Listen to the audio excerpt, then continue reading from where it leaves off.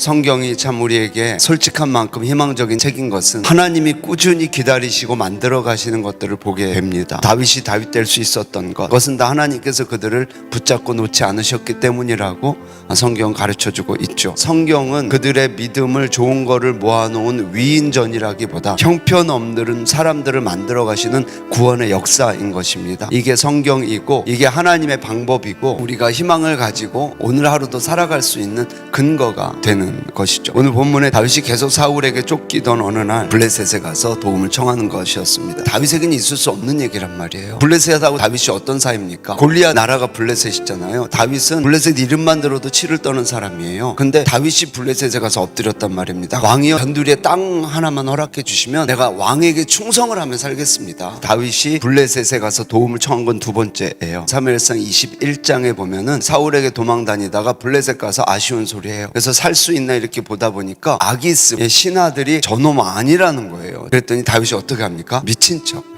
아기스 왕이 그랬단 말이에요.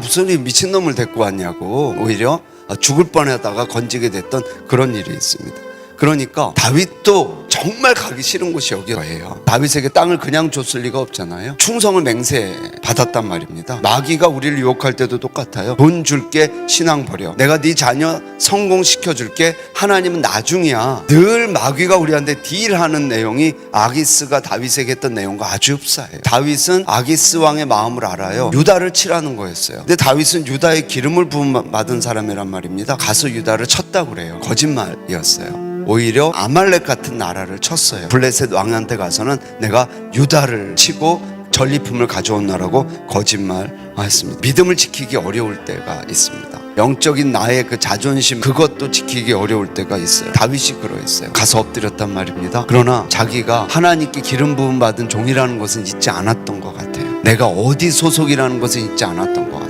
그래서 비록 내가 블레셋한테 빌붙어 있지만 내가 어떻게 유다를 칠 수 있냐라는 것입니다. 사랑하는 여러분, 우리가 신앙을 지키려다 보면은 우리가 정한 선들이 있어요. 그런데 그 선을 지키지 못할 때가 참 있습니다. 우리가 할 수 있는 게 뭐냐면 없어요. 딱 한 가지 있다면 내가 누군지를 잊지 않으려고 노력하는 거예요.